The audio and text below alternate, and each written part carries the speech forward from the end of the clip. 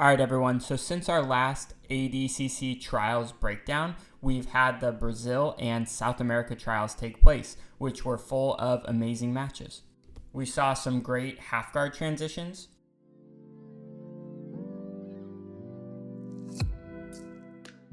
We saw some really cool triangles as well. We saw a reverse triangle and we saw a takedown right into a Yoko Senkaku.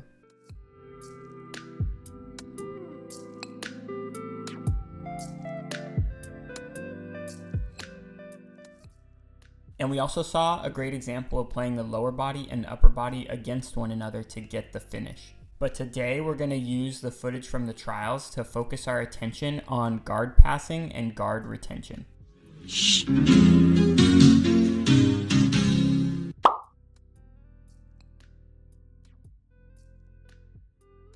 So I was initially planning to do both guard passing and guard retention in this video, but in the interest of time and keeping these videos short and sweet for you guys, I'm going to release just the guard passing portion of the video now, and then the guard retention portion in a few days, so keep an eye out for that. Now, if you've seen Gordon Ryan's guard passing instructional or this YouTube video that you can find in the description down below, you know that there are 3 different ways you can pass the guard. There is Toreando type passing, which can be classified as loose passing. There's body lock passing, which is a form of tight passing. And then there's using the threat of submission to pass the guard. And we saw all 3 of these in ADCC, and we're going to break them down now.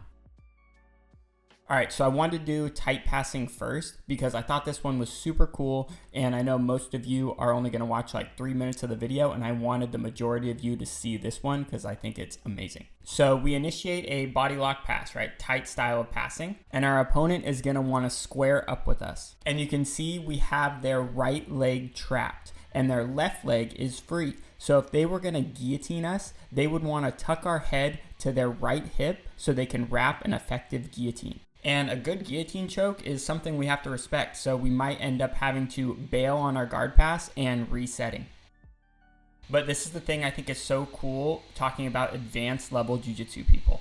And we discussed this when we talked about Jacob Couch's false reap entry, but the mindset of a high level jiu-jitsu person isn't that the body lock pass doesn't work because you end up in a guillotine. But the mindset of a high level jiu-jitsu player is 1 minute later, they use this loose passing right here to set up that body lock pass once again. So that alone is pretty slick, right? You use loose passing to set up your tight passing. But this time when his opponent squares up, he knows that his opponent wants his head on the right hip so he can go into that guillotine. So instead, he makes sure his head ends up on the left side of his opponent's body and forces his opponent to respect the pass, which results in a back take. I just think that mentality is so awesome, and it's something that I am striving to achieve. Now, the most popular form of loose passing has probably got to be Toreando passes. Now, as we initiate our pass, ideally we're able to surprise our opponent, and they're not able to get their back to the ground. Because we created such an advantageous angle, our opponent will likely turtle. Now, once they turtle, they have a few options. They can try to Granby roll with the goal of recovering their guard. But again, their back is off the ground, so ideally we're able to capitalize on this back exposure.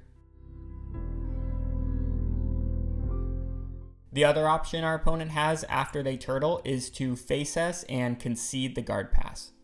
Now, both of these scenarios were in an ideal world where we force our opponent to turtle off of our Toreando attempt. Now, an opponent who sees this coming will likely throw their back to the ground to prevent back exposure. And if we're not careful, the tables can turn pretty quick and lead to some dangerous leg entanglements for us. So as we work our way to our opponent's shoulder line and begin to pass from north-south, it's important that our attention go to their legs. We can use our own legs to pin their legs to the ground. We can use our hands to pin their legs to the ground, and ultimately make sure that our upper body gets inside position on their legs and that their legs are not able to form effective frames against us as we settle into our guard pass. The Ruotolo brothers are really good at this, and they often initiate their loose passing by stepping on their opponent's leg. So their control of the legs begins at the very beginning, and as you can see, his attention is on the legs the entire time. And although this didn't result in a guard pass, it kept him safe from a very dangerous guard. And later on in the match, you can see him start the control of the leg with one foot, hand it off to his other foot, and then ultimately handing it off to his hand while he works his way to his opponent's shoulder line and tries to pass from north-south. Now again, this didn't work, but the control of the legs leads to a great counterattacking opportunity, which ends up resulting in the end of the fight. So as we're loose passing and we find ourselves working in north-south, be sure that their legs aren't able to form effective frames against you, because that is the beginning of their counterattack. The third way we can go about passing the guard is using the threat of submission. And I think the two most popular, probably other than leg locks, are kimuras and guillotines. And today we're going to talk about the guillotine.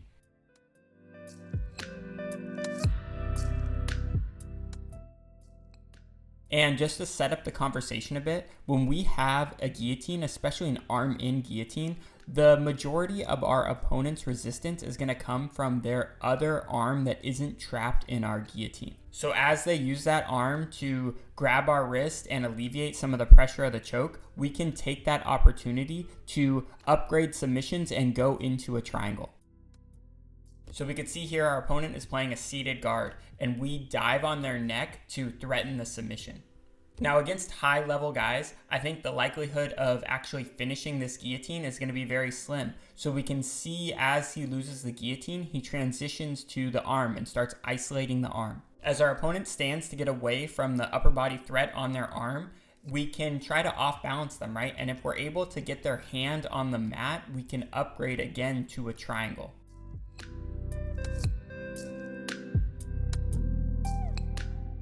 And as our opponent sits back to defend our triangle, if we're to attach to our submission, we can end up losing everything and ending up on the bottom of the fight. So instead of being too latched onto the triangle, we can use their sit down escape method to bring ourselves on top and go for the arm. As they roll to defend the jiu-jitsu, we can transfer our feet position to a more preferred breaking position and end the fight. And this just perfectly embodies the idea of flowing like water through techniques, through submissions, to ultimately result in the end of the match. So I hope you guys found this helpful. I think there were a lot of good things to take away from the trials overall, and I'm planning to release the guard retention portion in the next few days. So be sure to subscribe so you don't miss that, and we'll see you in the next video.